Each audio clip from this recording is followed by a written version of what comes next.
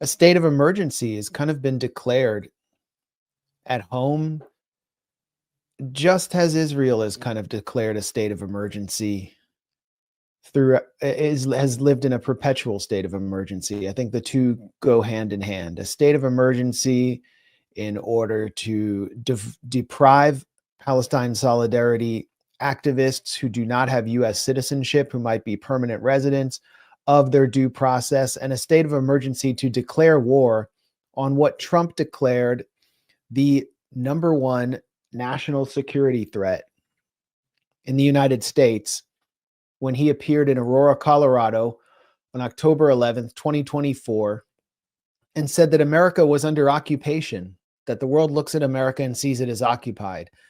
No, he wasn't referring to some kind of Zionist occupation where an Israeli billionaire with a name like Adelson was dictating his foreign policy. He was talking about poor and working class Venezuelan migrants. An absentee landlord in Aurora, Colorado, had said that a Venezuelan criminal gang named Tren de Aragua had occupied and taken over his apartment building. The mayor of this Denver suburb later said that was true. Was not true. The residents of that apartment building later said the biggest problem was the landlord neglecting them, that there was no takeover of the apartment building.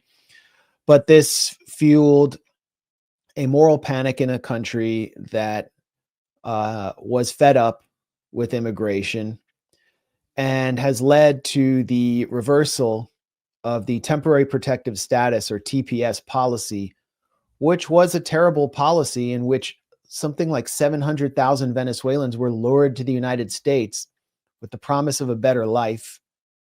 And now the policy's been reversed and they've been transformed overnight through Trump's invocation of the 1798 Alien Enemies Act, which was initiated during wartime. And during World War I and World War II, they've all been turned into a domestic enemy. And any single Venezuelan migrant can now be accused of being a member of Tren de Aragua and sent not to Venezuela, but to a supermax prison in El Salvador. Aaron, I don't know if you want to, Aaron, I see Aaron in the green room. Hey, I'll just bring you in. What the hell? Welcome, Aaron Mate. Here was the scene as 238 Venezuelan males were deported to the crypto comprador run El Salvador of Nayib Bukele. And here's one of his kind of like prison porn propaganda pieces to herald their arrival. Speed it up a little bit.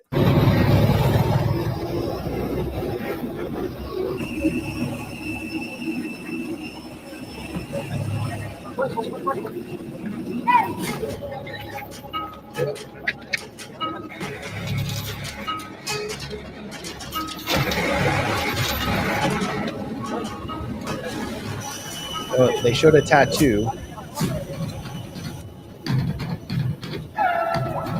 They need to be restrained by many soldiers. We were told that these were all like high-level Tren de Aragua henchmen, hardcore gangbangers. This is the special prison that Bukele has built for members of MS-13, which is a local Salvadoran gang. And they've been locked up indefinitely there. And these are Venezuelans who've never been to El Salvador and are now in this CCOT prison, Supermax prison, which they're not exactly even pretending to uphold any human rights there. They all get their head shaved upon arrival. Again, we're just supposed to trust our government. These are all hardcore gangbangers. All the people who didn't believe the government under Biden about, for example, the Russiagate hoax, Trump's prosecutions, they all believe the government now about these guys. This is not a typical deportation. Venezuela was accepting deportees, but the Trump administration suddenly reinitiated sanctions and refused to extend the Chevron lease and broke relations with Venezuela. And it led to this scene, which, you have to really lose your humanity to kind of to celebrate that. But that's what a lot of Trump supporters wanted. And I guess let's go back to that Bukele post and read it, because it's kind of revealing. And Bukele, I don't know what he got for this. He wants like some major projects, infrastructure projects. He's accepting wants IMF loans, or maybe he got to just like suck up to Donald Trump. But he's declaring that these are all Tren de Aragua members. The U.S. will pay a very low fee for them, but a high one for us. This is actually going to cost the U.S. $6 million at least for 1 year to hold them there. The U.S. is paying for it. And he's saying that,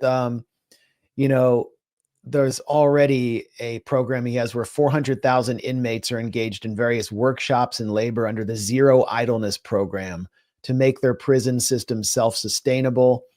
So they're paying for it by basically slave labor, like you see here.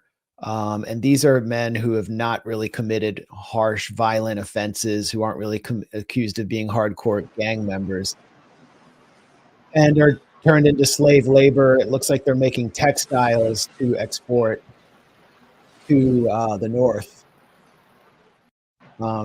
Very praiseworthy. It's a great model for the U.S., where people are now taking out loans on DoorDash sandwiches. Again, these are like people accused of petty crimes. But back to the deportations. Trump ignored a court order in order to send these 238 men, Venezuelan undocumented migrants, to El Salvador. And they refused to turn him back. And Bukele says, oopsie, too late. This is a foreign leader, a foreign pro-U.S. leader who is, a hero of the MAGA movement after his speech at CPAC last year, where he declared that what he had done, basically invalidating the courts in order to clean up his country and get the criminals off the streets, was a model for the U.S. But he's a foreign leader mocking U.S. courts, which is sort of bizarre, and it was unconstitutional what took place. You have checks and balances in this country. Well, here's Stephen Miller explaining what happened there from his point of view. This is one of the key architects of Trump's so far failed deportation policy. Obviously, it's failing because they're not able to get Venezuela to accept many of the migrants who we'll discuss in a second. TDA. Well, so first of all, there's a term in law, justiciable. This is not justiciable. In other words, this is not subject to judicial remedy. So basically, the courts have no role here, according to Stephen Miller. It's just a king determining what takes place.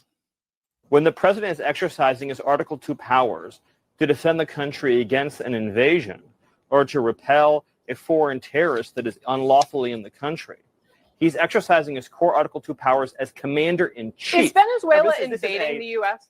This is a very important point. This is a Title 50 authority. It's a commander-in-chief authority. So just to ask you a simple question, you talk about how the system works. Does a district court judge have the right to direct or enjoin troop movements overseas? Yes or no? Well, Stephen, my question... Well, no, if you could answer my question first. In other words, is Venezuela invading our country in a way that would apply this way? So I'll answer yours and you'll answer mine. Under the terms of the statute, Tren de Aragua is an alien enemy force that has come here, as detailed at length in the proclamation, at the direction of the Venezuelan government.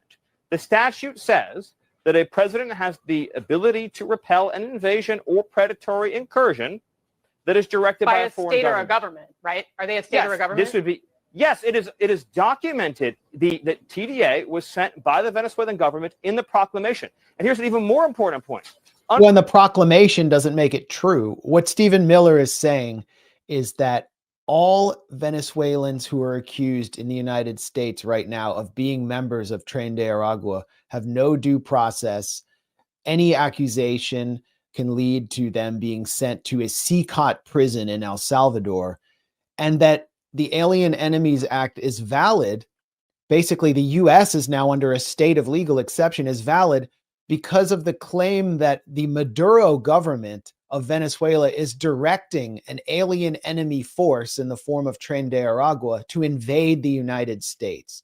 So that's the argument here. And it is completely false. It's leading to the complete erosion of the Constitution, and it's not speeding up deportations in any meaningful way for all the people who voted for Donald Trump. And the only argument I see from them on Twitter is, so what? They all entered the country illegally. Just because you entered the country illegally, it doesn't justify sending people to a country they've never been to be abused and held indefinitely in some de facto slave labor camp. These are sworn declarations. This is from the ICE document. There's a lack of specific information about each individual, which highlights the risk they pose. This same document declares that many have been described as accused of crimes, but not most. And when you actually read the details, one is accused of homicide. The rest there's no other accusation of violent crime among any of the others.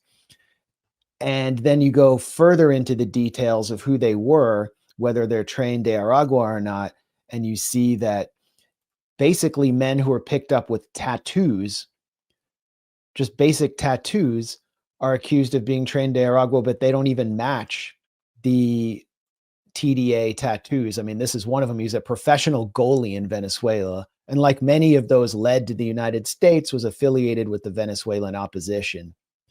He had a Real Madrid tattoo on his arm. This is actually the declaration that demonstrates that and then here's a social media post which he made below, where he's basically just doing this, which has nothing to do with TDA, kind of like a heavy metal sign, and it's being used to justify deporting him on the basis that he's throwing up a gang sign. There are many others like this, many others.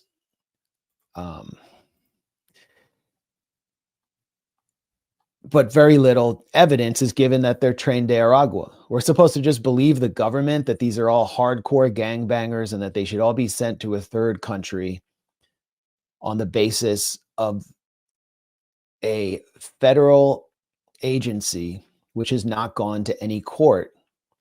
Many of them, like this goalie, for example, he told this story to the Miami Herald, this former goalie who went to the US to work, that he wanted to go back to Venezuela. He was planning to self-deport, and he was hoping to get on a plane to Venezuela. But again, the US resumes sanctions on Venezuela, which caused this whole problem in the first place and breaks relations.